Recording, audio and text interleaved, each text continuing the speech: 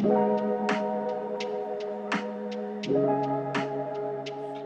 as I said way back when, like almost like an hour ago, to quote one of my favorite podcasts, it's okay to like a movie. It's okay to not like a movie. Nick and I did not see everything. We pushed this off to the end of the month to see as much as we could. But there's still stuff just didn't get a chance to see. Like I was saying earlier, for instance, I so wanted to see The Whale so badly. Didn't come here. Nobody got it. Nobody got anywhere near here. We decided to do this live, and literally tonight, The Whale opens at our theater. Of course. So, I was looking for my AMC Movie Pass. Mm-hmm. And at AMC this year, I've seen a grand total of 7 movies. This is, aside from 2020, I don't think there's ever been a year where I've seen this few movies in the movie theater. It's... I actually canceled my A-list because I was just like, I looked and I went, okay, I saw 3 movies at AMC this year because now I'm at post 2020. I'm just like, I don't want to drive. I used to drive to Quail Springs Mall and go for like a 4-movie day, and now I'm just like, is that the theater down the street? Now I'll catch it later. It's, I've got 3 normal movie theaters and 1 second-run theater in the area.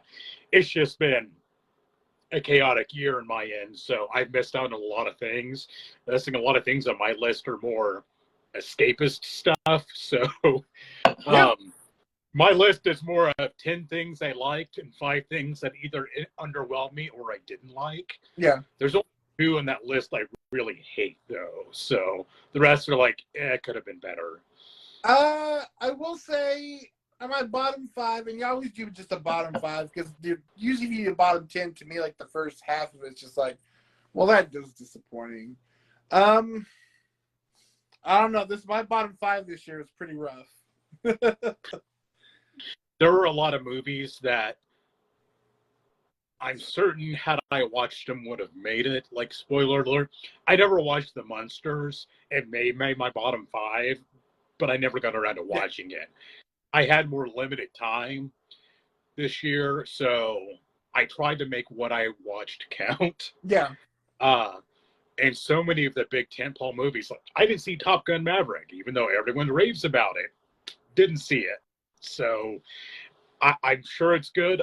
I'll get around to watching it. They're great movies. I didn't go see Avatar for better or worse. I just couldn't bring myself to care.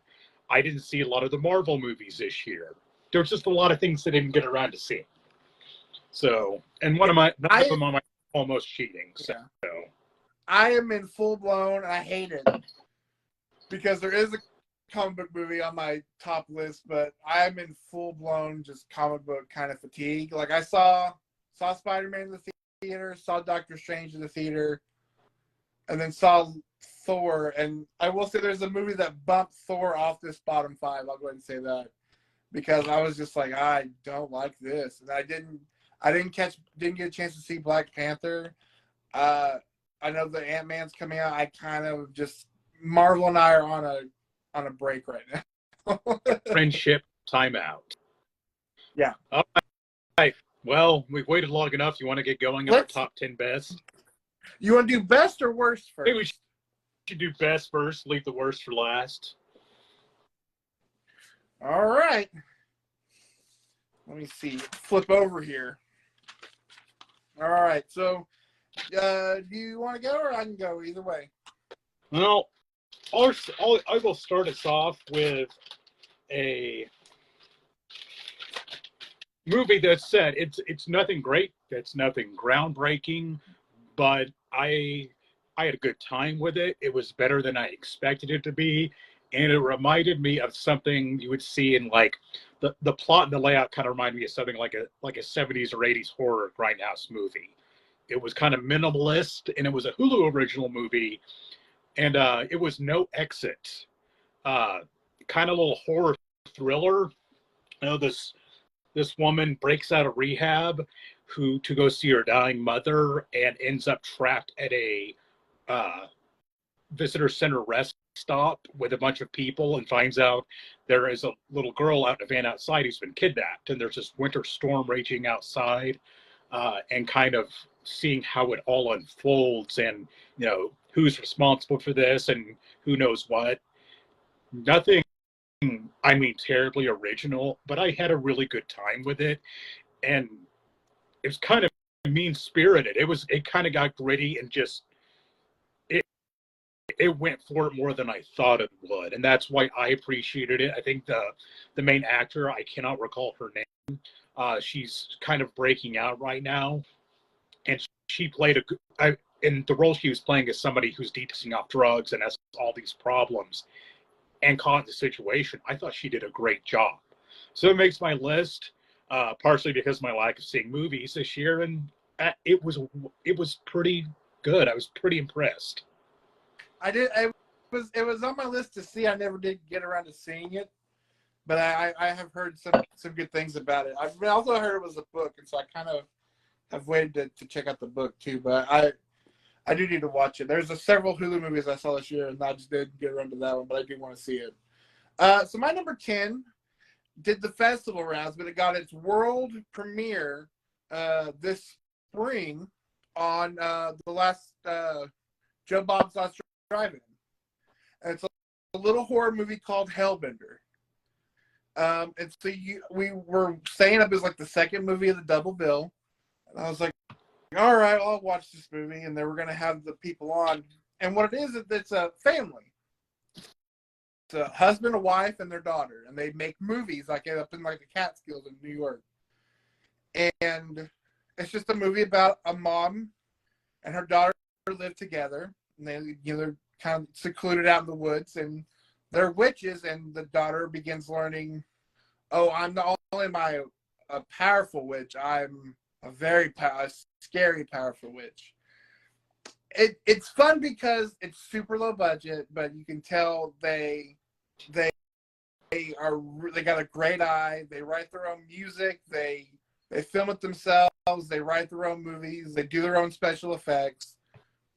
Tugging at those old, like, our movie making days heartstrings, we're able to pull these movies together. And apparently they've got a couple of movies out, and they actually just finished one.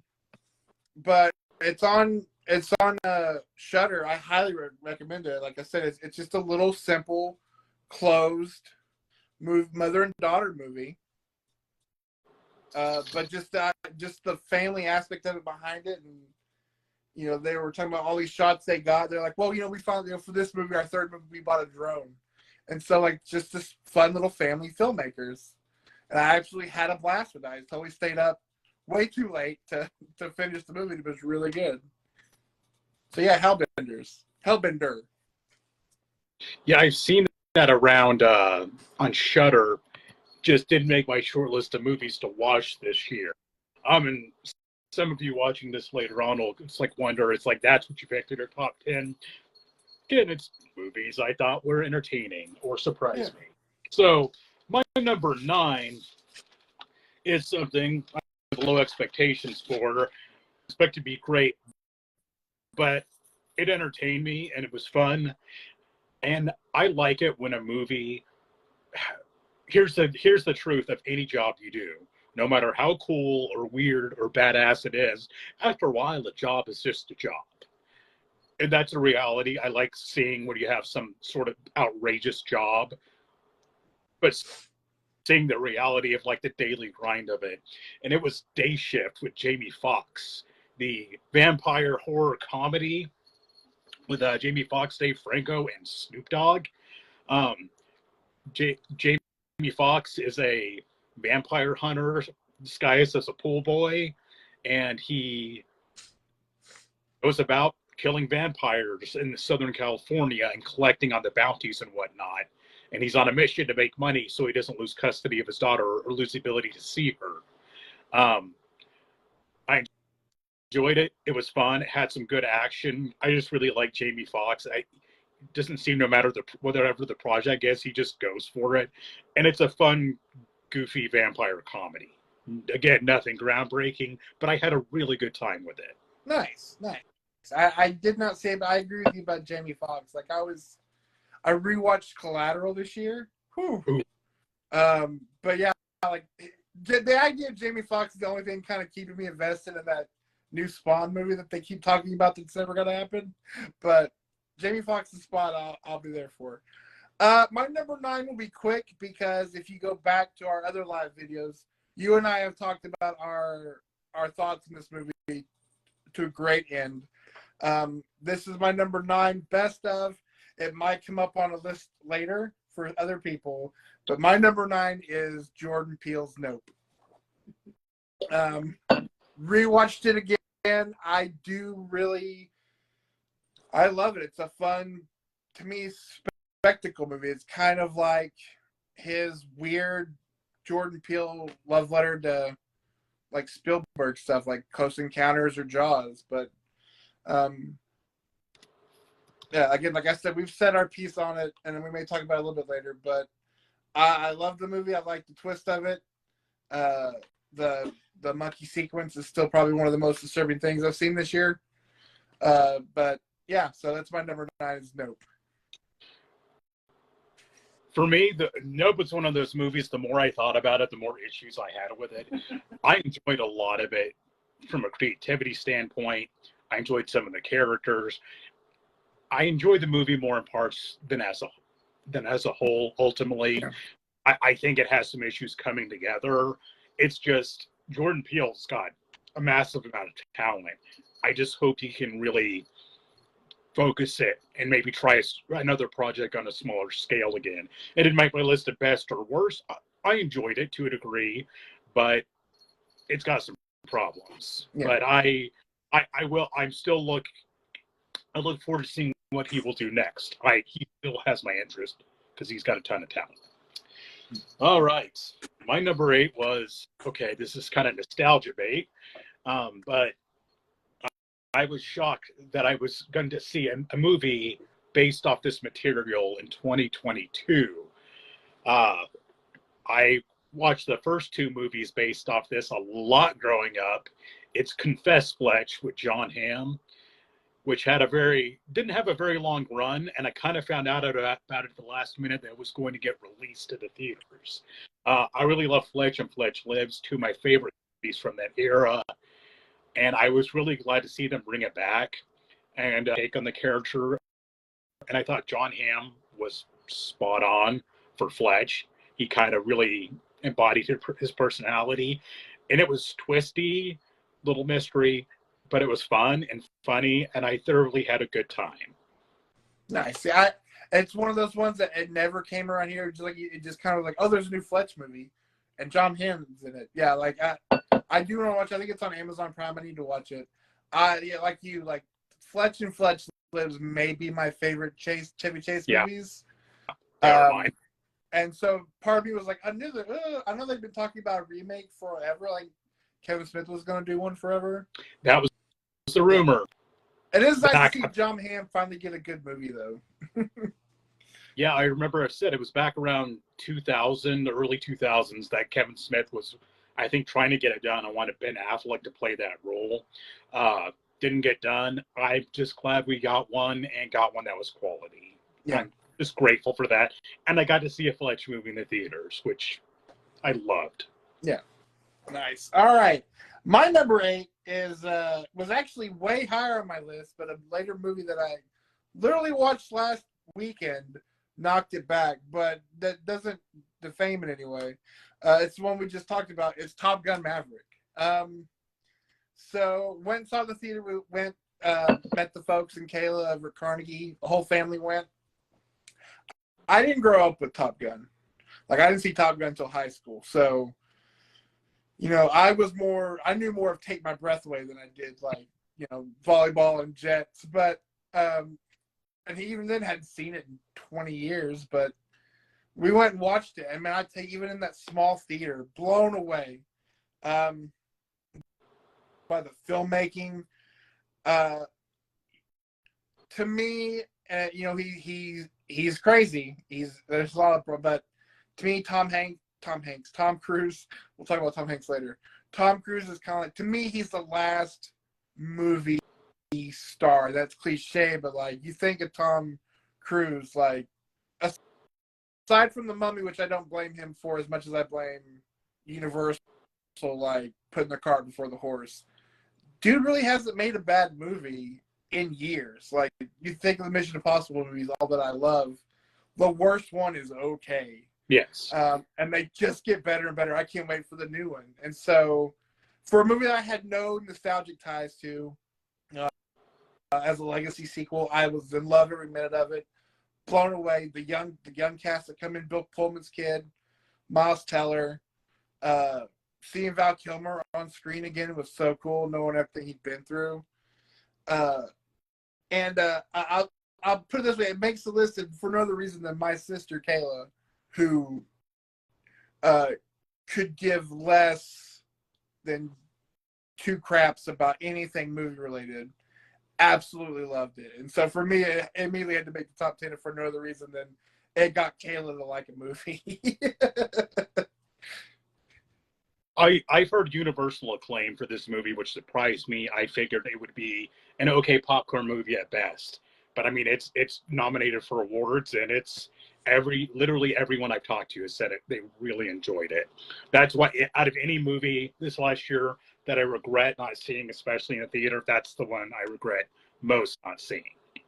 But I'll remedy that. It sucks. It'll be in the small screen at home. My number 7 is one that flew under the radar because I think it was buried.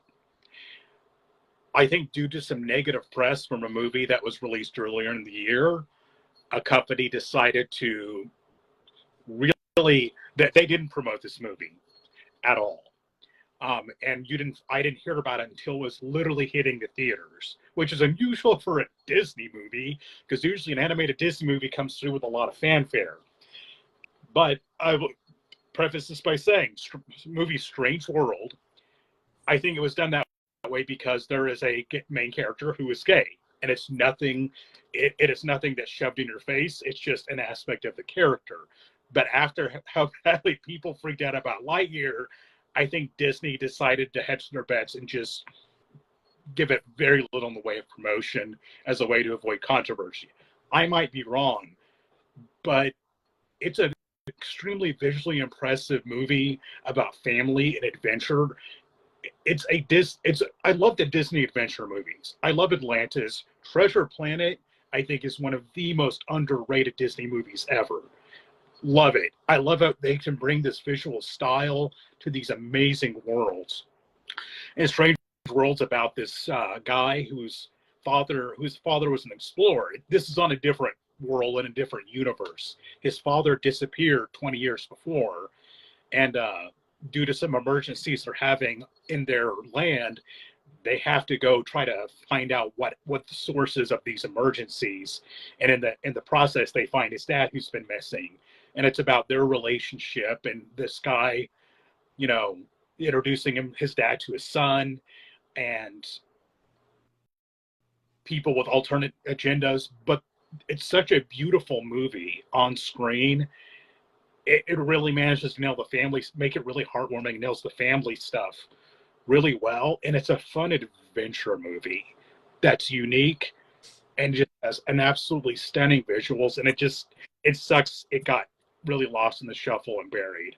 I decided I was only going to include one Disney movie on this list. I'll give an honorable mention to Turning Red, which I thoroughly enjoyed. But Strange World, see it. It's really worth watching. See, I need to. I feel like everything Disney put out this year was like they completely botched everything. Because like Turning Red was like same day on Disney Plus. They didn't promote that movie, and they went all in on Lightyear, which is fine, except you kind of watch that movie and you go, who is, like, it's not for really kids, but like who is this for? I was baffled as to that's a movie literally no one asked for, and I knew no one who was like, oh, my kids really want to see that, or I really want to see it. I don't get it. That was a terrible idea. Meanwhile, they had two great movies, which they failed to push at Yeah. all. It was irritating. Yeah. They're like, you know what? You know, they'll talk about like the DC is too dark and gritty. They're like, what if we did that with a beloved child story movie? Yeah. I just, man, I don't know what they were thinking there. All right. Well, speaking of fun kids movies, my number 7 is The Northman. To me, Robert Eggers he's 3 for 3. He's on a list with 5 other guys that whenever that you say they got a movie, I'm there. The Northman is absolutely stunning. It's a story, he took the poem that Shakespeare turned into Hamlet, so it's essentially Viking Hamlet. But it's so beautiful. It's nice to see Alexander Skarsgård finally in a great movie.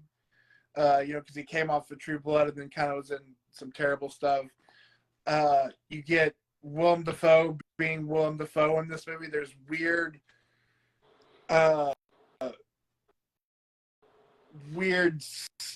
visions, and you get like Eyeless Bjork and glimpses of Valhalla. There's a sword fight on the side of a burning volcano, and it's all filmed with like, oh yeah, we built this boat just like they would have built it back in Viking times. We used the same nails and everything's so precisely made.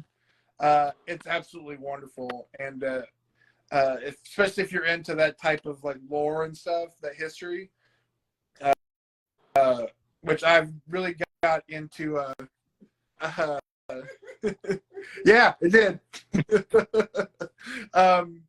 Especially now because I just started playing Assassin's Creed Valhalla, which is usually panned by a lot of people, but having seen the Northman now playing, I'm like, yeah, this game kind of rules.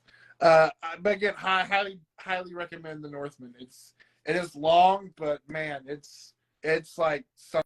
I just remember the movie ending.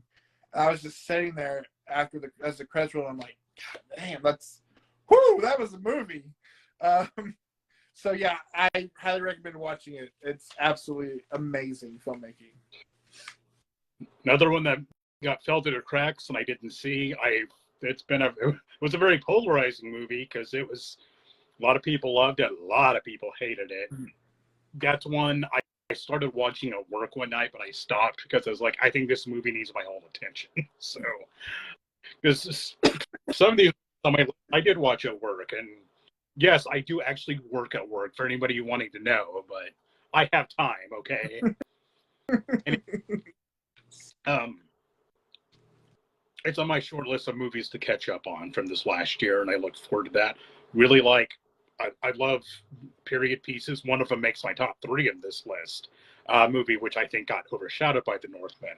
And the Skarsgård family, all of them are great. So I look forward to that one.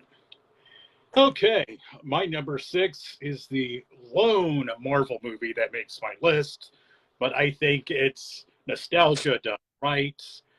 I think it managed to harken back to various movies while coming up with something fairly fresh. It manages to bring together 3 of the same characters played by 3 different people into one movie. And it includes so many people from the Spider-Man movies because it's Spider-Man No Way Home. I think it all works so well. I think it could have been shameless, terrible nostalgia bait, but somehow they made it work. And I really love seeing Tom Holland and Andrew Garfield, Tobey Maguire fighting side by side. I'd love to see all the villains they got back, especially Willem Dafoe, who impressively insisted on doing his own stunts, and he's like 67. And they managed to put a lot of emotional weight behind things. There's one moment where Andrew Garfield's Spider-Man is thinking back to the people he's lost, and he manages to infuse a lot of emotion into that scene. It made me feel the magic of the Marvel universe again, and I had a lot of fun with it. I've enjoyed all 3 of Tom Holland's Spider-Man movies. and it was a Marvel movie I gave a damn about this year, and I really enjoyed it. Yeah, I liked it a lot. I remember we went to go see it. I loved all that. My only problem with it, and it may just be me, is, and it's one of the things I've learned to kind of, usually I forgive Marvel for, but this time I couldn't let it go, is when you bring in characters who are legitimately scary in their movies, whether it's Willem Dafoe or, Dr. Octopus, and we have to make them, everybody has to be Marvel quippy. Yeah. So I would be sitting there going like, I would into it and then we would get that quip, and I'm like, this isn't the time. Also, why are they making fun of Dr. Octopus's name? Like, all I can think about is, that scene with Aunt May on the side of the bank and be like, he wouldn't be quippy here. Yeah. But no, I did like it. I think I love seeing those guys back, especially Garfield. I feel like this is kind of a redemption arc for Garfield. Because even as much as I liked the first Amazing Spider-Man, he was dicked over hard by Sony trying to set up their Spider-Verse, much like the Mummy Dark Universe thing, where that second movie of his is just a train wreck. So it was nice to see him kind of finally come back. Tobey Maguire is like Spider-Man with the same knee problems I have. Like, I'm okay with that. But no, I did enjoy it a lot. Just a couple of like I said, I just wasn't feeling the Marvel-verse this year. But of all the Marvel movies I did see, that was my favorite of them. Yeah, I wasn't a fan of Andrew Garfield's outings as Spider-Man. I think he really didn't encapsulate the character of Peter Parker very well, but I did like him in this. But I get what you mean about all the quipping in the Marvel Universe and kind of sometimes a very forced humor. It's wearing thin at this point. I understand that. I do love that they're just like Jamie Foxx being like, I ain't wearing that makeup. Yeah, I don't. Again, Jamie Foxx, elevating himself above the source material and doing pretty well in his role. All right. So this number 6. This is the one that I watched last weekend just because I kept putting it off. And after finishing it, I was like, crap, where's my notebook? Because I'm gonna have to reshuffle the deck. And it's The Menu. Now, I don't want to give anything away because the less you know about the movie, the better it is. I will tell you it's pitch black, pitch perfect satire while also being scary. It has so many moving parts because there's so many characters, but the movie never feels like you're losing anybody. And it's, especially even as somebody who's not part of that crowd that's into what they're kind of poking fun at, but as somebody who watches a lot of that television to zone out, and his TikTok is mostly filled with those types of watch how I craft this deliciousness videos, it was a lot of fun, and it's got some great performances. Nicholas Hoult in it is absolutely perfection. It's got a fun John Leguizamo character in it. Again, like I said, the less you know about it, what exactly is happening, the better. But it's on HBO. I highly recommend it because like I said, it blew me away. It immediately jumped from nothing to number 6 on this list. So check out The Menu. I thought it looked really pretentious, but that might be the point. I'm going to watch it. I'm going to reserve judgment until I watch it because I haven't got around to it. Another one like The Northman, very polarizing, and I've seen it show up on worst and best list. I did a lot of reading, trying to jog my memory in some movies, and The Northman and The Menu popped up on best and worst lists all over the place. But I'm intrigued enough to give it to a watch. My number 5 was released in the United States earlier this month, but it was technically released in Japan in 2022, so I am definitely including it on this list.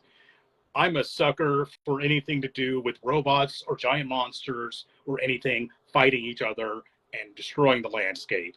And 2022's Shin Ultraman was an awesome movie that was completely and totally bananas beginning to end.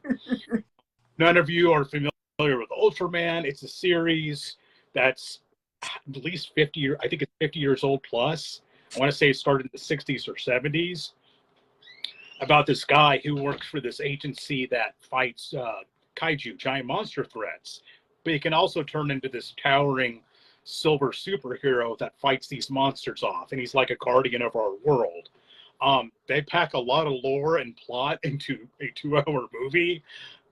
It's like going 150 miles an hour right out the gate and just never lets up. The villains keep on popping up, and then it'll take a shift to a different villain.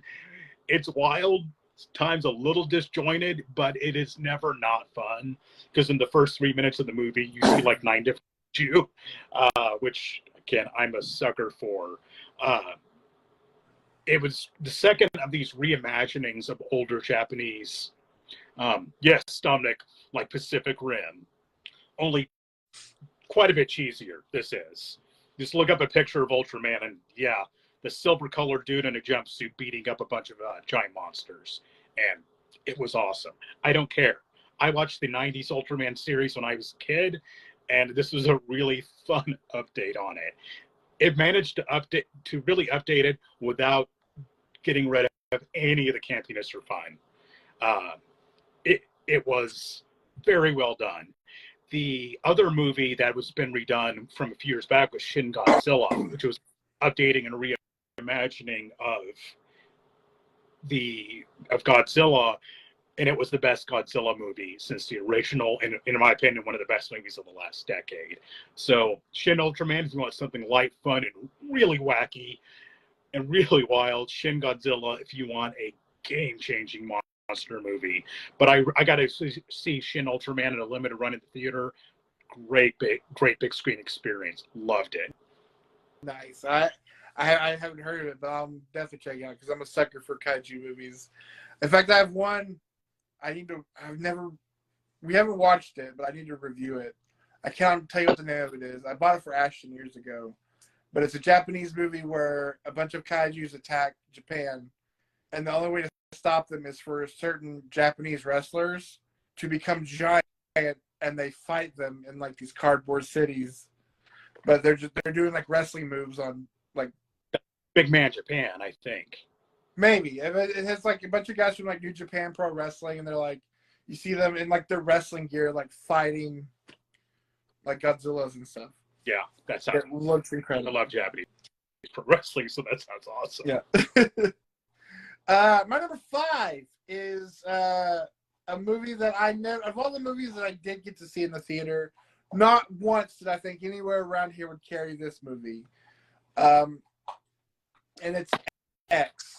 Now I love Ty West. I love House of the Devil, The Innkeepers. I love The Sacrament. I know a lot of people crap on that movie. I think it's a great kind of found footage retelling of Jonestown.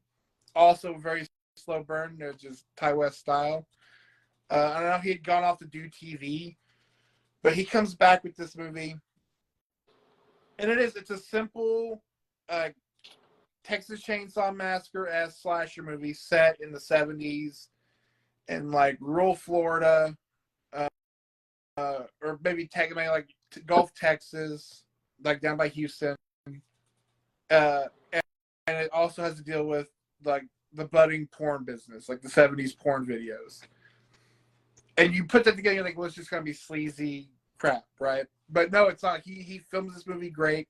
He creates all these characters, not just Mia Goth, Maxine, but apparently horror wonderkin Jenna Ortega is great in it. Like, he creates these characters that you absolutely wouldn't think about these girls wanting to break into the porn business as characters you care about.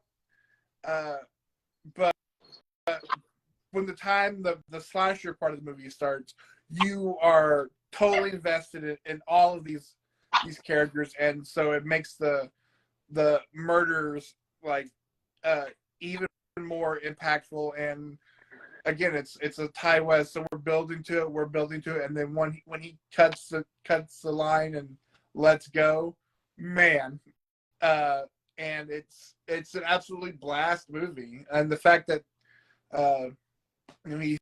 he spun this off now going to be a trilogy, which we'll talk about the other one that came out this year a little later, but I absolutely had a blast with this movie, especially for a throwback, a good fun slasher that has the sleaze of a Grindhouse movie without having to be like, look how Grindhousey we are. So yeah, if you're into that kind of stuff, definitely check out X. I'm so disappointed I didn't see X or Pearl this year. Based off everything I've heard about them, I'll love them. I'll get back to you my opinion of those when I see them both, but I like your take on it, and those sound right up my alley. So it's one of those I'm disappointed. I miss getting to see in the theater, but I'm glad to hear it turned out so well. Because that's a movie that could have been good or could have been real bad. Yeah. My number 4 is the one I'm kind of cheating on because it's technically not a new movie, but it was released this year or in 2022 in a new way, which hadn't previously been seen. 1970's Dawn of the Dead, but converted in 3D and given a theatrical release. I'm a sucker for 3D movies. That magic has never gone away for me. And I love zombie movies, and Dawn of the Dead holds a special place in my heart. I think it's one of the most iconic zombie movies ever. I love the electronic soundtrack is amazing, and hearing that in a theater was unbelievable. I was just blown away that I was able to see Dawn of the Dead in the theater. And shockingly, the 3D is actually pretty good. Most movies converted to 3D afterwards, it feels really tacked on. But there were definitely, but watching it, you'd almost think they were filming it in 3D originally, due to the fact there's a lot of texture and things that come out of the screen that doesn't feel like a gimmick. It just adds a little bit of more texture to the movie. And it's Dawn of the Dead from 1978. It's if you know what it is, you know what it is. You enjoy it. Watching it again for the umpteenth time, I'm always reminded that the movie it's got this spot in the middle where it kind of lags, and it's got a little bit of pacing issues. And I always thought it should be, just edit a little more out to make it a tighter movie. That's a small complaint, though. Seeing it at the big screen, seeing it in 3D, hearing that soundtrack was one of my favorite movie experiences of this year. And it's Dawn of the Dead. Love Dawn of the Dead. I've never been a 3D guy, but I wanted to so bad to hope that one of the theaters here would carry it for that re-release, but nobody did. But yeah, I would kill to see Dawn of the Dead on the big screen. That's awesome. It was. I've mentioned this part. There was a raging snowstorm going on, and I had to drive across town to see it.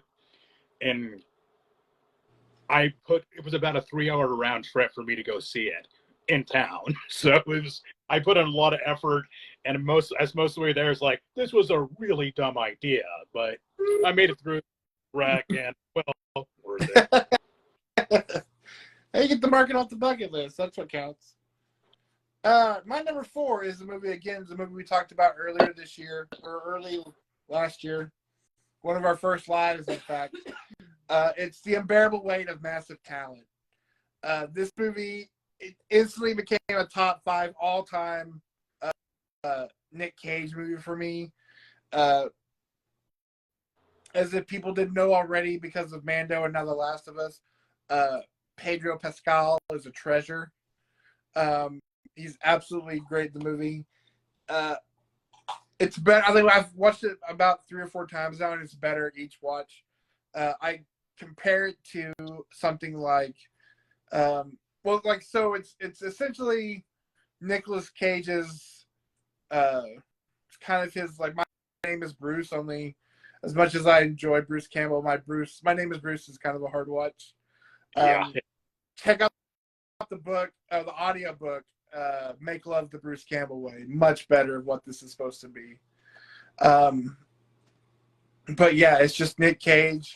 It's just celebrating Nick Cage while also making a Nick Cage movie, and it's an absolute blast. One of my favorite, and then being able to kind of introduce Ashton to the Cage experience, and him enjoying it as much as he did. So definitely was on my top of my list. So number 4 is The Unbearable Weight of Massive Talent. I am watching that this year. I will get around to that. Which has been a common story of a lot of the things. I missed some this last year. It's Nicolas Cage. We had an early episode dedicated to him of our joint effort, and it's gotta love the guy, and gotta love that it's like he has no issues making fun of himself. Oh, and one of our constant watchers, my coworker Logan, I think I told you this, met Nicolas Cage in Las Vegas, ran into him randomly, and got a picture with him, talked to him. Nice. Apparently, he's a great guy. So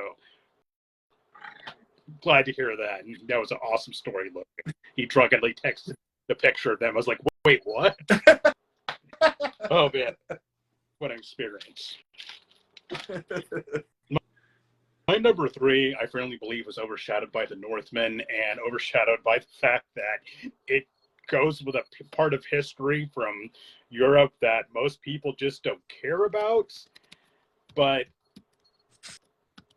and doing a period piece, especially of, I'm looking up real quick, it's supposed to be taking place, the 1400s, which was a dirty, nasty, grimy time in history. And managing to capture that and humanize people. The movie's Medieval, which stars Ben Foster in the lead role. Not promoted much, short theatrical run, and it's about this Czech war hero who was the legend was he never lost a battle, and he's on this mission to this mission of diplomacy, in which he has to use his considerable lethal talents because he's a fierce warrior to accomplish his mission with he and his brothers in arms. It's a gritty movie. It shows how incredibly brutal and nasty that period in Czechoslovakia was, and all the warring factions that were, trying to gain dominance. Couldn't do justice to the whole story of what happened, but it was visually impressive. The fight choreography, it goes into it really quick with a really just nasty battle where these guys are fighting off a bunch of guys who are attacking this coach, where Michael Caine's in it. Michael Caine's in it in a smaller role. Ben Foster, I think, is a very underrated actor, and he can play a leading man. He's not some sort of towering six-pack beast of a guy. He looks like a real dude, and he brings a very, fierce, down-to-earth aspect to this character. He's supposed to be, this famous warrior, but also a very brave and decent man. It's a shame it's not more well-known. Apparently, he's got 1% of Rotten Tomatoes, which I think is a crime. I really enjoyed it, and I think it's really worth watching. Yeah, I have not heard of it. I'll totally check it out, because I love Ben Foster. Like anytime you see his name, he's gonna give you something. And I just love those like medieval. Like, what was that one? It's more of a horror movie. The one with Sean Bean, was it Black Death? Black Death, yes. I love that stuff. And to make a movie that takes place during that time period, you have to fabricate so much stuff in costumes and set design. It's an effort. And I think what they accomplished was truly impressive in this movie, especially since it wasn't a huge, big budget movie. But I hope it gets more recognition as time goes on. Yeah, I'll definitely check it out. My number 3 is my one allotted superhero movie. It's one of the first joint videos we did together. It's Matt Reeves' The Batman. And for a good chunk of this year, this was my number 1. I mean, we made like a huge long talk about it. I think it's one of the best Batman movies, if not the best Batman movie ever. I think Pattinson is great. Paul Dano's Riddler redeemed a character, one of my favorite comic book characters, who had been relegated to visually slapsticky, whether it's Frank Gorshin or Jim Carrey, that made the Riddler scary. It honestly kind of, I remember seeing it. I think I said in our video, like I don't have a lot of earlier memories than being. I have the memory of going to see 2 movies at the Hobart Theater before it closed. And one of my first memories is one of them, and it's seeing Dad took me to see Batman '89 at the Hobart Theater, and just like not just like being terrified but amazed by it, and that's kind of what this movie did too. So I'm so excited that in all the fubbub of DC universe and whatever they're doing, like just burning it and salting it the earth to make whatever they got to do, as long as they leave Matt Reeves alone to make his Batman movies, I'll be content. Because I absolutely adored the Batman. I'll hold my comments on that for a few more minutes. I need to break away for just a second. I'll be right back. All right, so we'll hit up the chat. What have you guys been doing? What about you? Oh, I guess I'll ask you, or whoever.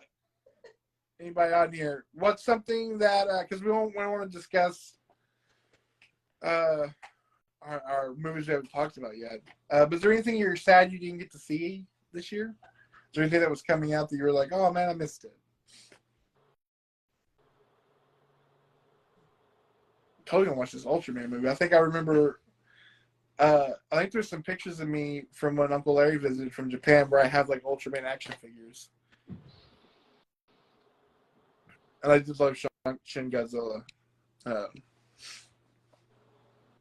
But if you're enjoying to talk about how great these movies are, wait, because then we're gonna talk about the movies that maybe didn't quite do that.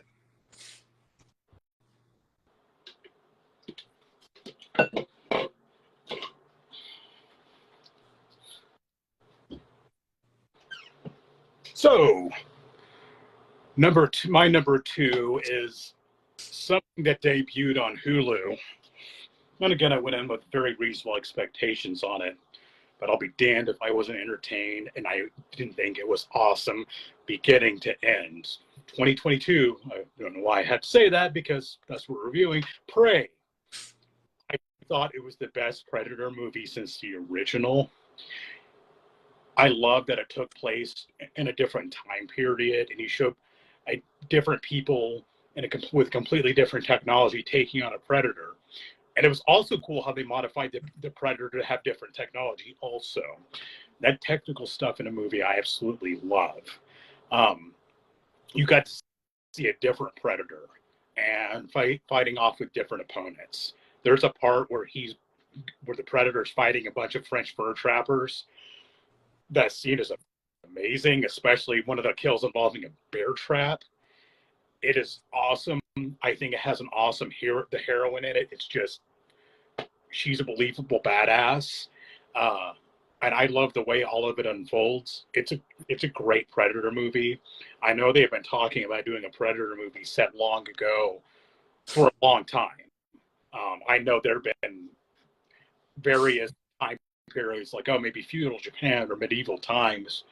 But I think North America at that point, great time to set it.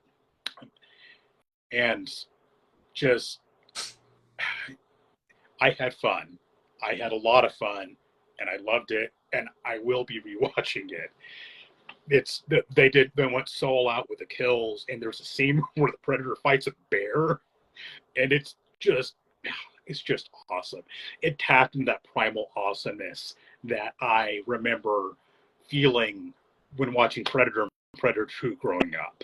It made me feel like a kid again. No, it just missed, but we watched it and I loved it. And like you said, like you're just sitting here watching it and you're just like, how did it take them 5 movies to figure out how to make a great Predator movie again? Yeah. It's so simple. But yeah, and like they're talking about now doing, different time periods now, kind of Assassin's Creeding it, which is fine by me. Like, I don't need Commandos in the Jungle. Just give me the Predator doing cool things in different time periods with cool stuff. That's all I need. I loved Prey. I will line that every time. I also really love that they connected the movie back to Predator 2 with that flintlock pistol. That was so cool.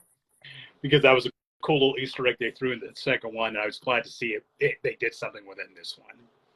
Yeah. So my number 2 was the second release from this filmmaker, but it was the prequel, and it's Pearl. As much as I loved X, and I did, to me, Pearl is so much more. It's because X does feel like that 70s movie, and so with Pearl, he makes it feel like you're watching a 1930s like RKO Technicolor nightmare. Like the way the colors are brought out of it, the musical cues and stuff, and then Mia Goth. Like I know there's the whole talk about, and rightfully so, with horror, females in horror being snubbed for acting awards. Toni Collette in Hereditary. Mia Goth gives a 7-minute monologue where it's one take. She's just talking to the camera that she gives at the end of that movie that took my breath away. Like I just, my jaw was in my lap, like just watching this woman act. And then the ending credits, there's the way the credits are done. This movie, to break it down for you, it's essentially what if they made the Joker, the Joaquin Phoenix Joker movie, but instead of the birth of the Joker, it's Dorothy Gale from The Wizard of Oz. So it's essentially Dorothy Gale's Joker movie. Wow. She is stunning. Between these two movies, if I didn't love Ty West already, the fact that we're going to turn this like sleazy little slasher movie into now it was going to be a trilogy with Maxine coming out sometime this year. I can't wait. And I loved Mia Goth way back when in a movie that I really liked that a lot of people hated, A Cure for Wellness. And it's great to see her doing these movies. She's in that new Brandon Cronenberg movie that I really want to see. And she is just, I know we talked about Jenna Ortega as the queen of horror movies with Scream and this and X and Wednesday, but Mia Goth was untouchable acting wise the entire year because of her performance in both these movies. And as much as I love X, Pearl was so much more. I wanted to see Pearl worse than I wanted to see X. I looked it up, and they really recommended you see X before Pearl because Pearl looked like the more interesting of the two. So I'm watching those both and your little review for it only makes it sound more intriguing, sounding like a 30s RKO movie. Man, I am so in. Quick side note on Mia Goth. Have you ever seen a movie called High Life from 2019? Yes, the year that it came out, I think I actually had it. I had it on my top 10. I had it tied with Ad Astra because they both came out around the same time. Okay. Her and Pattinson. I love that movie. I love hard sci-fi, and that one was something. I don't remember a whole lot of the details about it, besides like him being a prisoner and like the Juliette Binoche plays the doctor. Yeah. And like he has the baby and stuff, but I just found it on eBay because the Blu-ray is out of print. The American Blu-ray is out of print and hard to get your hands on. So I found a copy of it so I could add it. But no, I did like that movie. That was another one. I would usually say Good Time, The Lighthouse, and High Life were my three. Like, watch these. Robert Pattinson's more than Twilight. That's another one. It's like I like unusual sci-fi, so I'm going to have to give High Life a watch too. Well, my number one, you've probably been able to figure out what it is already. We did a whole episode about it. We talked about it. I went in extremely skeptical, especially about the casting choice of Robert Pattinson as Batman. It's, of course, The Batman, directed by Matt Reeves. We did a whole episode about it. I was blown away by it, by the take, by the world building, by Paul Dano as the Riddler, by everything about it. I think they managed to do so well and make a good movie that even aside from a Batman movie is a good mystery movie. I really like their take on Batman. Robert Pattinson, one of my criticism is like I find him physically imposing enough, but the way they did his character, it was more of he's using stealth skill and a brilliant tactical mind to fight his way through situations and some cool gear. Loved the design in the Batman suit, and if it is not the Batman movie, it's in the top or tie for number one with The Dark Knight. You can go back and watch our whole review where we gush over it. I said I made no bones about it. I was not expecting much, but to say it exceeded all my expectations is a wild understatement. It was my favorite movie going year. My favorite movie of the year. Child naming a comic book movie my favorite. I don't care. I loved it. I can't wait to see what they do next, and I hope they keep this momentum going. And I was wrong about Robert Pattinson. He played a great Batman, and I think his potential to play a truly great Bruce Wayne, because you didn't see that much of that in this movie.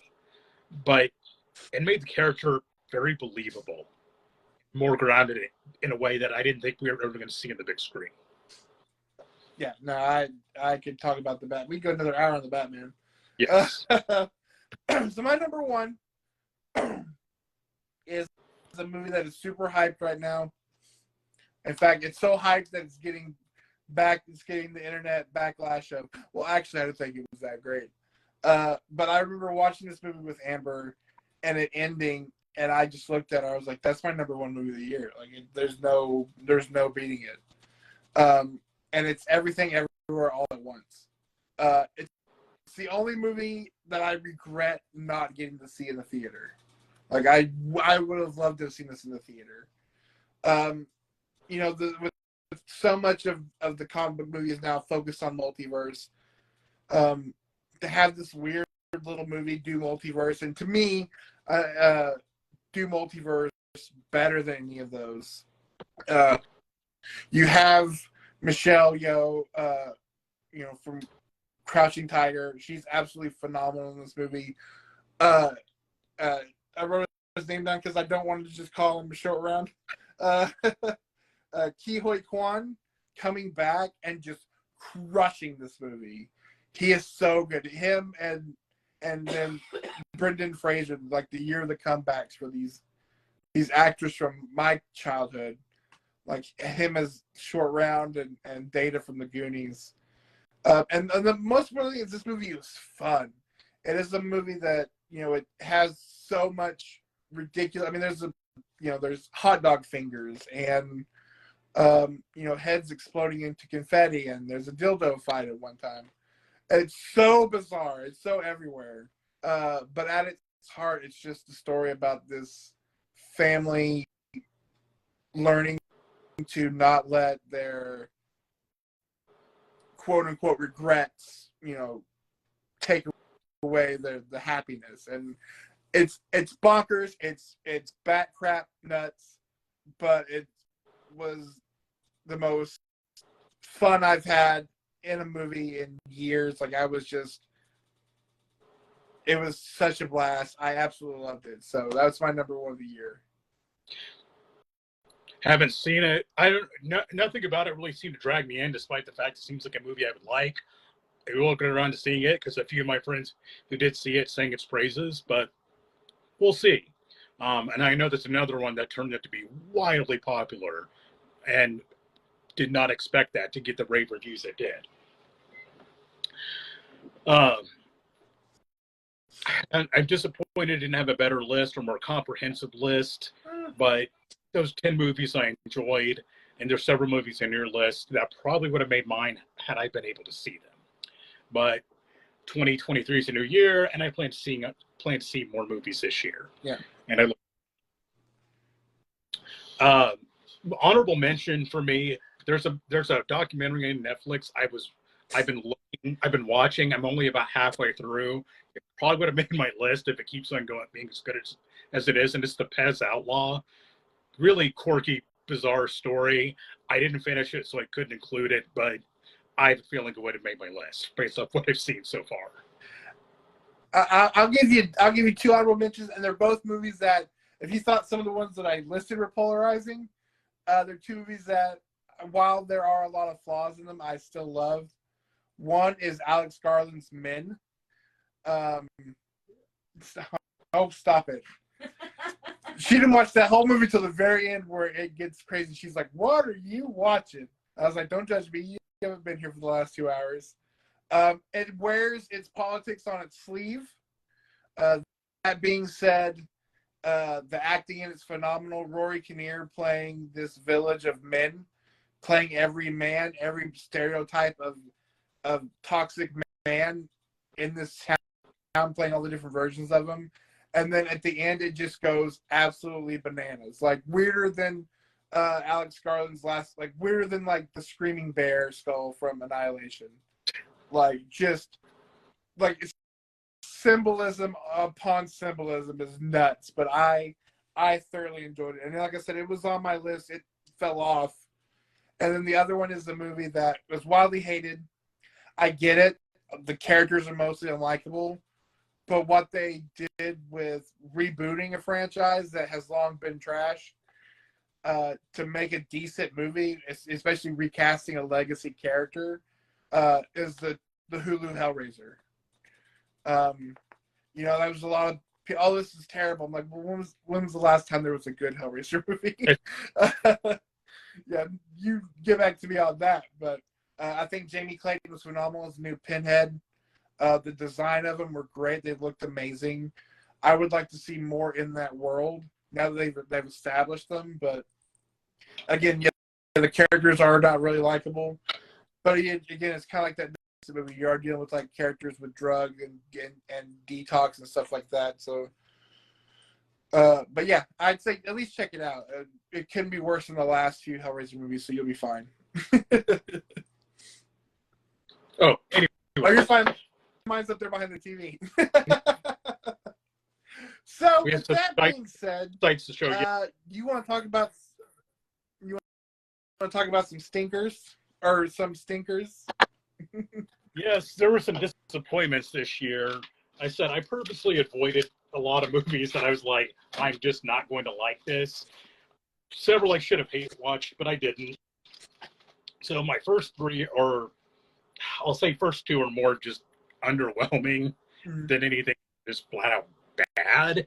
But my number 5 was a straight to Netflix movie that seemed, they're like, what if we had The Road, but it was a war movie? It seemed to go out of its way so hard to be as bleak and depressing as possible. And it felt so forced, and it felt so cheap that what things did. It was a movie called Black Crab with Numi Rapace. And it's like, in the future, there's a war somewhere in Europe or Asia, and these people are going on this mission, and everything sucks, and everything's terrible, and everyone you run into sucks, and everyone dies at the end. I don't think it really worked on about any level. I didn't think it did very good world building because it's so damn vague beginning to end. And they're on the secret mission, but you pretty much know out the gate what they're doing. So I think there was potential with the story, but it was trying so hard to be as bleak and depressing as possible. And it gets to the point towards the end, you're like, oh yeah, of course, because it's the most depressing theme you could do. So didn't do it for me, and just tried so hard to be so dark. Yeah. All right, leading into movies that tried so hard to be so dark. My number 5 is Terrifier 2.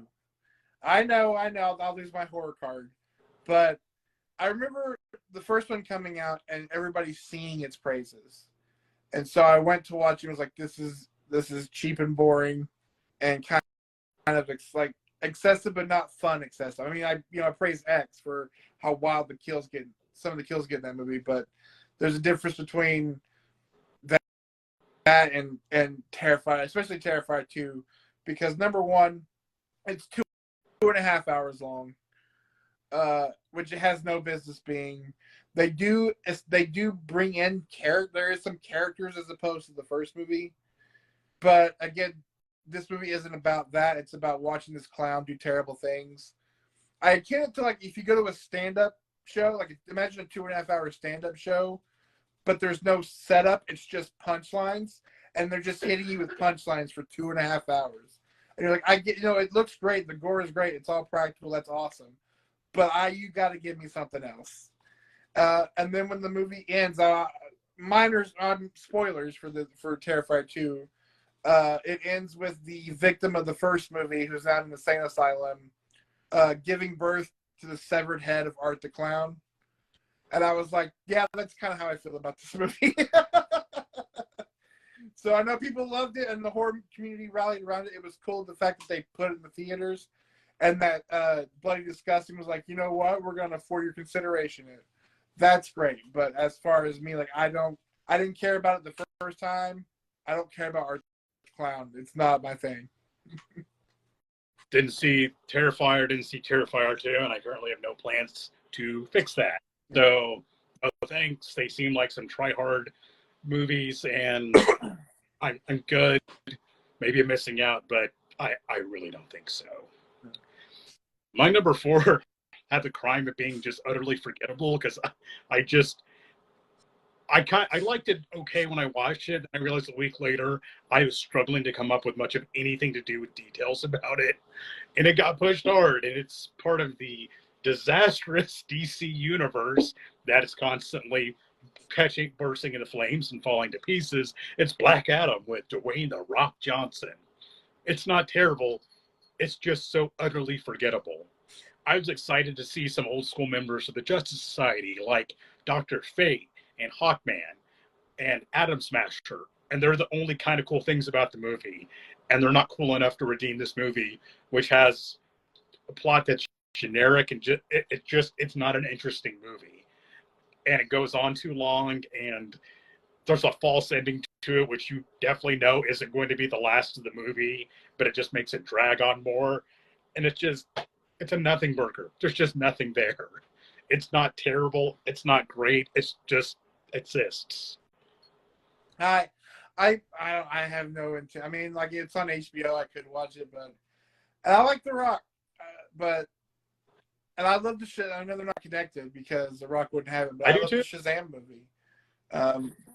But yeah, I just looking at it was just like, it felt so much like it's, I'm in 2004 and we're just slapping out superhero movies, and it's the same thing, just a different cape. And the fact that he was gonna he was gonna hard roll his way into running DC on Black Adam. My number 4 upsets me. I'm not as upset with the movie as I am with myself, because it got me. Because it's the end of this new trilogy. The first one I was like, okay, that was fine for just being a repeat. Went to see the second one in the theaters and was not having it. But they were going to win me back because we were bringing back legacy characters. And it may be the worst of all 3 of them. It's Jurassic Park Dominion, or just Jurassic World Dominion. So you have this setup of dinosaurs and humans in America interacting, and the movie's like, but what if we don't do that, and it's just about corporate espionage and bugs? And you remember that throwaway character from the first Jurassic Park movie? No, not that one, the other one. Well, now they're the main villain. Oh man, it's another movie like Avatar I could not bring to care about, because I was like, I saw the cast as like, that didn't strike me as good. It was like they're trying to lure people in with like, hey, look who we got back, rather than having a decent movie. I might watch it someday, probably not. I haven't seen the second Jurassic World movie. As far as I'm concerned, Jurassic Park 3 was the last one. I don't care about anything after that. And I like Jurassic Park 3. I think all 3 are entertaining the original are entertaining popcorn movies. I just don't care about this Jurassic World. No. I just hope now this means they're extinct. I see what you did there. Sorry. My number 3 is where we hit like the I'm disappointed to I'm really angry. Number 3, because of all, again, I got suckered, all the hoopla about it, and when it premiered at Cannes, the trailers looked interesting. Having watched the movie, it's a big old pile of crap. It's Don't Worry, Darling.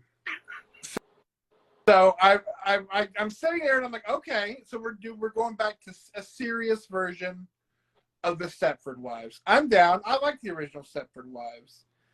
This movie makes the Frank Oz remake of the Stepford Wives look like Stanley Kubrick's The Shining. It's so up its own butt. Maybe sometime, maybe at a later date, we can talk about the twist of the movie, because I've got thoughts. To where I just like I audibly like moaned in like anguish at my television alone. And I'm like, I'm home alone and was like, can you believe this? I was so mad. So don't watch it. But I understand why they were drumming up all this controversy to get people to see it, because it is a giant dog turd. And I don't recommend it. Not only is it a dog turd, but it's a dog turd they're going to tell you has a message. And that message is, hey, I'm not a dog turd. So check it out. The movie looked boring beyond belief, so that was a hard pass for me. But I'll take it. I wish it had been boring. Instead, it was just stupid.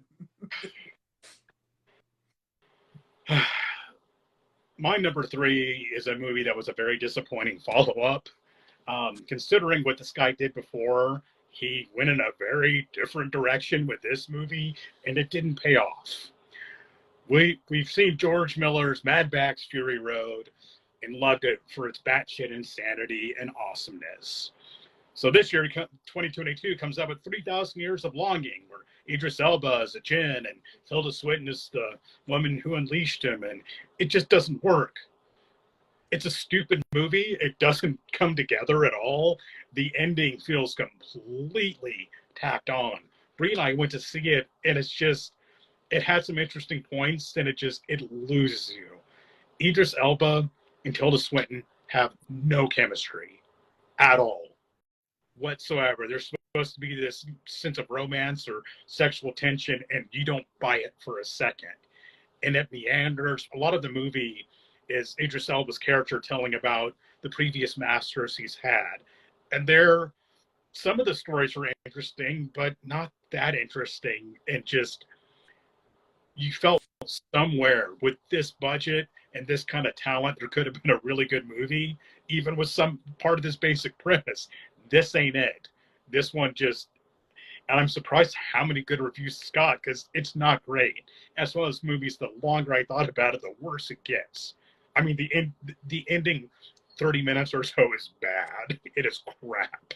So, George Miller, please give us Furiosa or another Mad Max movie or something else, because this just wasn't it. He can't make that Furiosa movie fast enough. Like, I remember the trailers coming out. That first trailer was like, I don't know, but it's George Miller, so maybe. But I didn't come here, so I didn't see it. And then the more I heard about it, I was like a real big like, oh no. Well, Tommy, if you're here for hot takes, sir, this of all the movies we talked about tonight, this is my hottest take. This is the hottest take of 2022. My number 2 for my worst movies of the year is Baz Luhrmann's Elvis. Now, I will start with this. Austin Butler, phenomenal. And that's the last good thing I will say about this movie. No, he's great. It took me 3 times. It took me 3 sits. I've never been a huge fan of Baz Luhrmann. I feel like he's a filmmaker who doesn't make movies to make movies. He makes movies for you to watch to know that he can make a movie. And that's what this is. This movie isn't Elvis. You're watching Baz Luhrmann make a movie about Elvis. Because that's all this movie is about. It's the way he edits, the choices he makes. Speaking of choices, I don't know what school of Tommy Wiseau Tom Hanks has gone to the last year between this and his Geppetto for Pinocchio. But I need Tom Hanks to like get it together because I love Tom Hanks. He's a national treasure. But his Colonel Parker was insane. And the fact that the movie makes him the storyteller, like he's your narrator, is him doing this weird like Romani gypsy voice as Colonel Parker because he was in the carnival, I guess. And just like he's wearing this weird like turkey neck. And then I had to stop the movie 3 times because after 30 minutes my head would just be pounding from the way Baz Luhrmann edits movies. Again, the kid playing Elvis was fantastic, but this isn't an Elvis movie. If you want an Elvis movie, go watch the John Carpenter one, because at least then you get Kurt Russell as Elvis. Yes. But the fact that they have praised this movie so much, I was so furious watching it. So like to the point like Amber bailed, she was like, "Turn it off!" Like she wasn't having any of it. And it's Baz. You're not watching Elvis. You're watching Baz Luhrmann show you how he would make an Elvis movie. It's all about Baz Luhrmann. I can't stand it. I remember Tommy and I were seeing a movie and we saw the trailer for this. I remember thinking that kind of surprised we haven't had a big budget Elvis biopic so far. Tommy's right. 100%. Bubba Hotep. That is the greatest Elvis movie ever. 100%. Undoubtedly my top at least 15 movies of all time. Anywho, but I thought it would be really good or really bad. But Tom Hanks as Colonel Robert Parker, just the parts I saw, is like, that doesn't bode well from his look, his voice, and everything.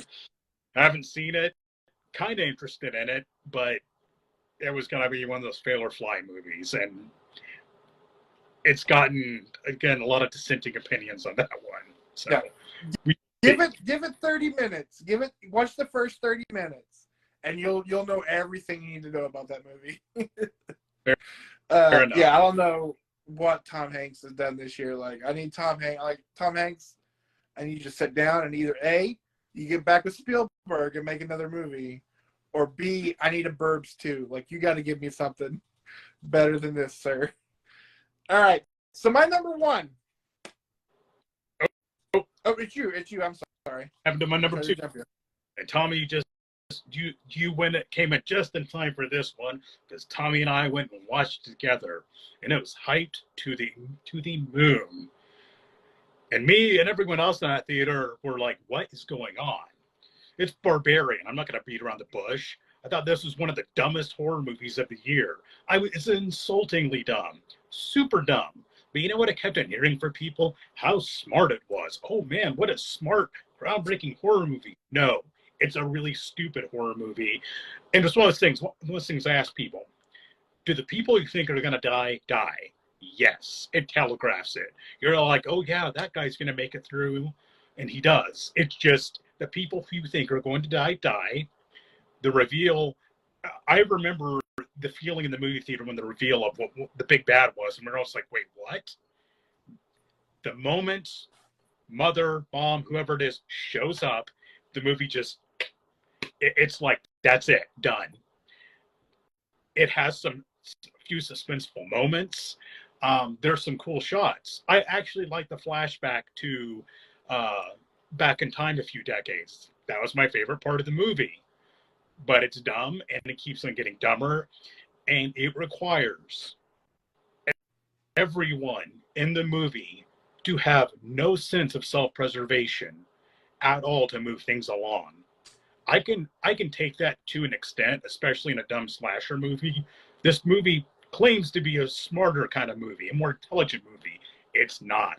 These characters are so stupid, I couldn't feel sorry for them. So damn stupid. And they keep on having to bumble their way into situations where anybody would say, oh no, this is a bad idea. They could get slapped in the face with a sign that says, you're going to die if you go do this. And they're like, okay, I'm going to keep going anyway. I was shocked at the amount of praise this movie got. I went in I went in blind with some decently high hopes. And it wasn't just me and it wasn't just Tommy. It's like everyone else in the theater, these young guys next to us when we left, and I didn't get the feeling anybody was that scared or impressed with the movie. And I was disappointed. And yes, I was disappointed because of my high hopes. I just also don't think it's a very good movie. But it's such a lazily written movie. And it's the flippin' Hills Have Eyes in the Suburbs. Screw that movie. I'm going to go on a rant on my number one, but yeah, it's Odds and Barbarian. I almost joked that it was going to be my number one just so I could get your reaction. Because I didn't hate it. Yeah, it's dumb. But truth be told, because we don't hide things. I found a place where I could buy a copy of it on Blu-ray, and I did.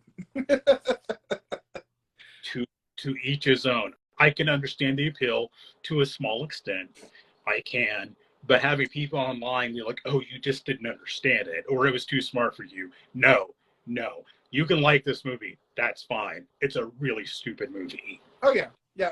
Ashton and I watched it, and I think my enjoyment came from him watching it and his reaction to it, having not seen a lot of horror movies. Yeah. But yeah, it is. It's a dumb movie. I do feel like sometimes when you, especially like, to me, it's the movie. Some of the movies are warranted, but a lot of the vitriol that's thrown toward A24 is like, oh, you don't like it because you didn't get it. It's like, oh, I got it, but it's dumb. Like, tell me what I'm missing, and they never can. Yeah. Well, all right. So my number one. I guess because of the controversy surrounding this movie now, thank you, Razzies. I will say, our young heroine, a young girl who was 12 years old, much like Austin Butler and Elvis, is the best part of otherwise this piece of crap garbage fire. And it's the remake of Firestarter. I was pumped for this. I love the book Firestarter. And I'm like, we're in a world post Stranger Things. So Stranger Things gave you the map of how to make a decent Firestarter movie. You know, with the Hawkins Lab and 11, they've given you how to do it. Yes. You just have to do it. And this movie said, no, we won't do that. We're going to make a movie that somehow feels cheaper and dumber than the original 1984 movie. I like Zac Efron. I like him in a lot of stuff. He is sleepwalking in this movie. That sucks. He can't act. You know, and then being a king head, one of the scariest king human villains is John Redbird or Rainbird. If you've ever read the book, or even George C. Scott's portrayal of him, he's an absolutely terrifying character. And this movie was more offensive with the character of John Rainbird than George C. Scott in Redface, because like it's just bad, and this movie feels cheap. It's all CG crap. Again, Stranger Things gave you this movie. You just got to condense that first season. And somehow they were like, no, we want to make it feel cheap. It feels like it's shot on like cheap sets. This is the worst of Blumhouse. It kind of feels like one of those Blumhouse made for Hulu movies, like Grim Cuddy or something. It's just so cheap. Again, the girl is good. All the adult characters are trash. The villain is ruined. The Martin Sheen character from the original is non-existent. Kurtwood Smith shows up to be like, "Yay, he's gone. Okay, well, thankfully he got that new show on Netflix. That's good because this isn't it. If nothing else, this movie should teach us all that unless it's Flanagan or Darabont comes back, let's just let them handle Stephen King from now on. What do you say? Let's make it an elite group of people who get to cover Stephen King. People with track records, because this movie was, I was so angry watching it because I watched the original again and then watched this one the next night. And I almost started throwing fireballs because I was so mad at how terrible this movie was. So yeah, again, little girl, she was great. This movie was the biggest piece of shit I watched all year long. I was so angry with it. So it's number one for me. I haven't seen the original movie in a while, but I remember really enjoying it.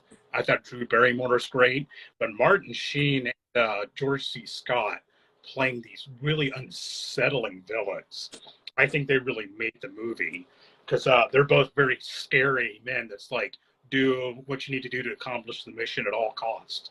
And you really bought it from them. It didn't look like this new moment's going to have any of that, so hard pass. I'll watch the original if I feel like they need to scratch that itch. Well, even they mentioned in the book and in the original movie that George C. Scott, his whole motivation is he wants to befriend this girl so that he can look her in the eyes when he takes her life. Like that's his motive. And in this movie, they take that character and then they give him the redemption arc, and he becomes a good guy by the end of it. Yeah, and I was like, shut the fuck up with this movie. That is an awful idea. That takes so much from that character, who's a great character. My number one is a movie I very recently watched. And I'm going to go into a rant because a lot about this really pissed me off. One, because it had potential, and two, because it wasn't a documentary as it was a puff piece about a person who I think was a pretty awful human being and con artist. Call Me Miss Cleo on HBO Max. You remember back in the day, the Miss Cleo Call Me Now commercials with the Jamaican lady promising a tarot card reading and psychics and whatnot. And then she got busted and there was lawsuits and she kind of faded out from the limelight. I was like, man, this will be interesting to see an account of these events and how it affected it. They don't hold her responsible for anything in the movie. They do a bunch of interviews with her friends and whatnot talking about how great she was. Yes, Tommy, she had a fake Jamaican accent because she was not Jamaican. They proved that beyond the shadow of a doubt, that she was not. She lied about her upbringing. She lied about everything. She was simply just a con artist. They did interview a few people who had known her before she broke out as Miss Cleo, and she burned a lot of people at the theater troupe, then left and started doing this phone psychic bullshit. I think these people who are psychics or mediums are scum of the earth. They prey on very vulnerable people, and they take advantage of them. And she's helping take advantage of people, desperate people, to the tune of $5 a minute. Now, the whole movie tries to frame that the real bad guys were the PRN, this organization behind the Psychic Network, who organized this. No doubt, they were grifters. They were bad dudes. But it interviews multiple people who were psychics for that company. They were con artists right along with them. They were exploiting vulnerable people. Because you had people calling in with money problems, and they were keeping them on the line for half an hour to bilk them out of money. And somehow it's trying to frame these people as, oh, we're victims too. No, you were con artists right along with them. And Miss Cleo was chief among the con artists. They have interview footage with her because she died several years ago of cancer. And it's just to frame her as, instead of being this degenerate, pathological liar con artist, she's an eccentric, misunderstood weirdo. And that's just not the case. Yeah.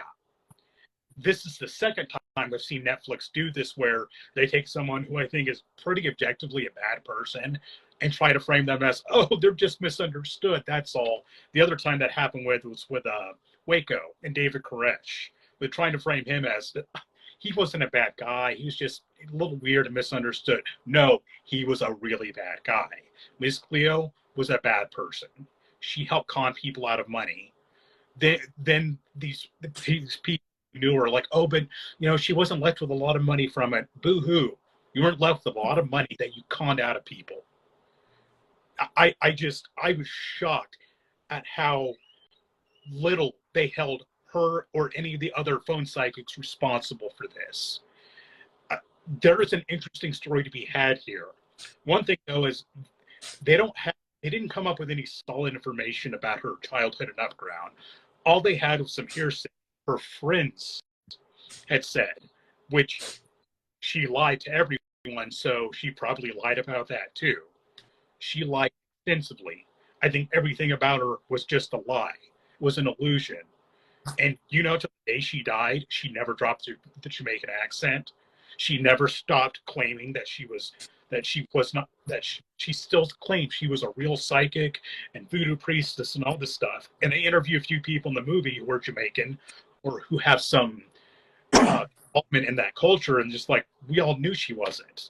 Because if you'll, talk to or listen to real Jamaican people, she obviously sounds like she's faking because she.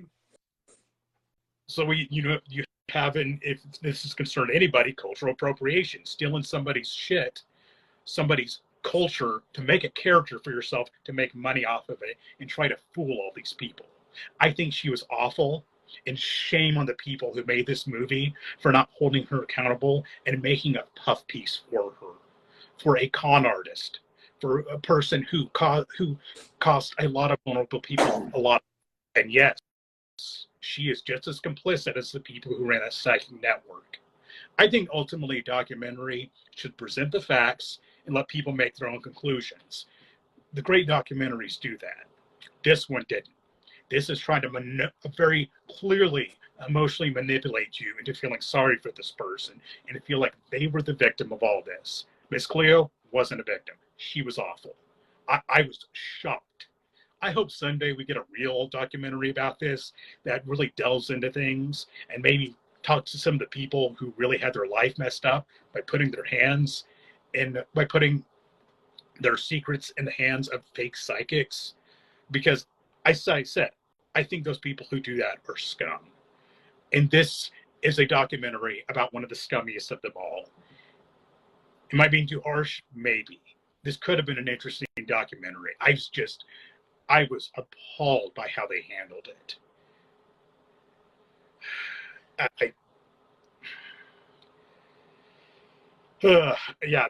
I watched it in the last few days, so it's still fresh. And it's just amazing that, especially in this era where people are worried about something like cultural appropriation, regardless of how you feel about it, and they would hold her up as the hero of this story, or the misunderstood weirdo at the least. See, to me, that's a topic that, like, again, like it's just served you on a silver platter. Like, you talk about how this woman with this clearly fake accent, all I can think of was, the God don't lie. Like, it's this really bad, like, terrible accent. Took this nation by storm with, like, these weird phone call commercials in the middle of the night. And it was a huge thing. We were all talking about Miss Cleo. Oh, yeah. You could talk about that, the idea of the psychics, going back to, and their con artistry, like going back to Houdini debunking psychics and stuff. And instead, it's like weird if they were just like, oh, the Tiger King is about how, man, Joe Exotic, he just likes big cats. He's a decent, that's pretty appropriate. If it framed Joe Exotic as just being this lovable, misunderstood weirdo who's not a bad guy, call it for what it is. And that's what sucked, is that they didn't. They didn't have to do a documentary where they tore her down either. They could have just presented the facts, but this is the route they decided to go. It was disappointing, and just the love of emotional manipulation attempted in this documentary is shocking. I hated it. This is a sore spot for me too, because the whole phony psychic spiritualist, whatever, if you want to believe in all this stuff, that's fine. But there's people actively taking part in trying to scam people out of their money. And she did. And she was never remorseful for it. She always played the victim. In any interviews, it was all like, no, this is really me. I'm really Jamaican. I really have magic powers. No.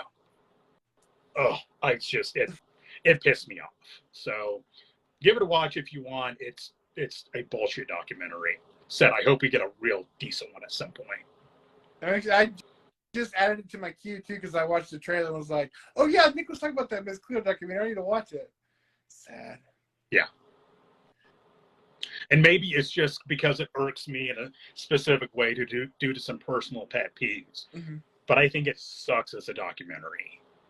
It should be more one of those specials where it's just like, let's talk to our friends and talk about how great she was. She wasn't. You can humanize a character, even a villain. I've seen it done in many good documentaries. But they just go too far. She was just a real swell gal. Yeah. No. Well, it's like for I think they canceled in light of everything that happened this last year. But for years, or the last couple of years, Netflix has been putting together a documentary about Vince McMahon. And so you're like, oh, we're going to talk about like the real Vince McMahon. You're like, we sure are. It's also produced by him and the WWE. And you're like, so we're just not telling you anything, right? It's just no truth to anything. Cool. Talk about the steroids. Talk about the issue, things that came out after Chris Benoit. There's a lot of interesting things you can talk about with Vince McMahon, but you need to be very real about it. Go back and watch Dark Side of the Ring when they tackle a WWE topic and Vince McMahon is basically like the Grand Master, like Marvel villain of the wrestling landscape. One of the best documentary series ever made, by the way. I love Dark Side of the Ring. A quick side note to Miss Cleo, had she come out later and said, hey, I was just playing a character, I could have been forgiving of it, but she never admitted that. Yeah. She's just, in spite of overwhelming evidence, she never admitted that.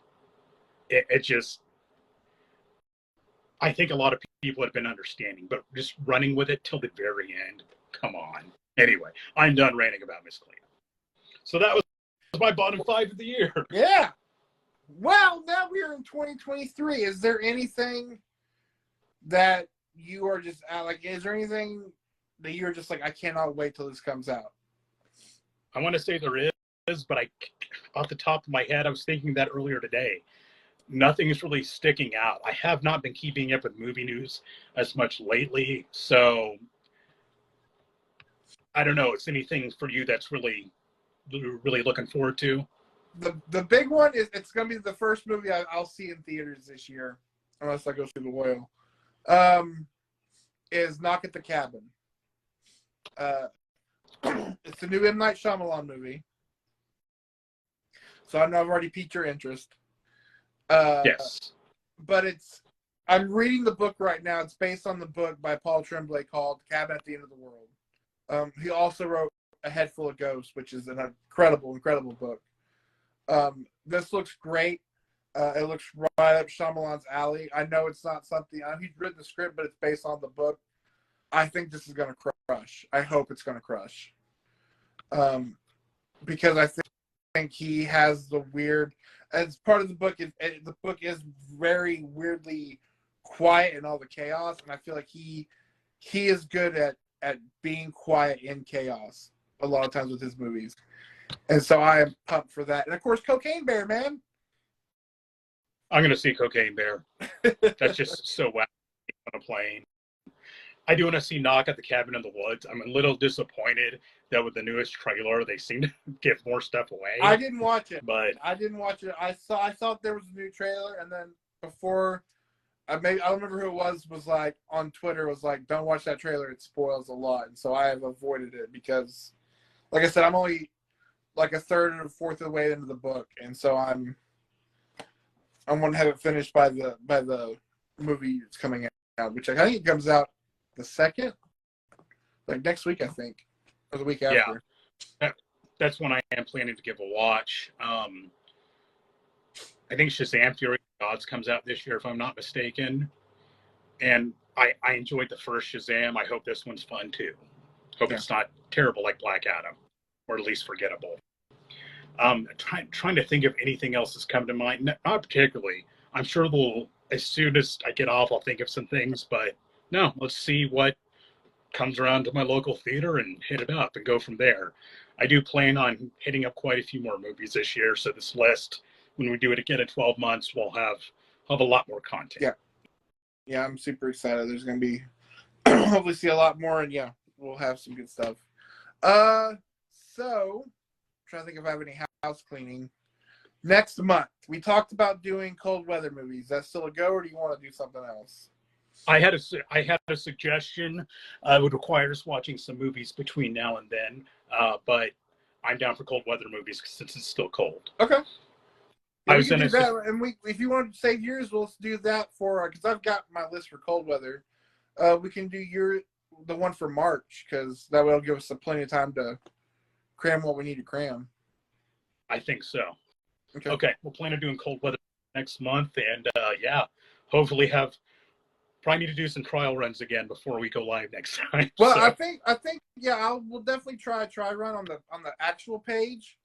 Yes. If that doesn't work, we may just do this again because I can share it. It was kind of nice seeing a couple of new faces, different old faces, new faces. I'm glad you guys were able to make it. Those of you who stuck it out and dealt with all of our crap trying to get going. But thanks for sticking around, Dominic. We'll talk about movies. Thanks, Dominic. I hope you're doing well. Thanks you for stopping in and listening. And Tommy and Travis, always great having you around. Amber, thank you for being so supportive. For everyone else who joined in, we really appreciate it. We'll keep on trying to bring you stuff all throughout this year and keep on having fun doing it. Well, I'm going to go ahead and log off. I need to do a few things before bed, but please stop by again, Dominic. I haven't heard anything from you in a very long time, so stay well, you all. I'll talk to you all later. All right. I think, that was going to do it for me as well.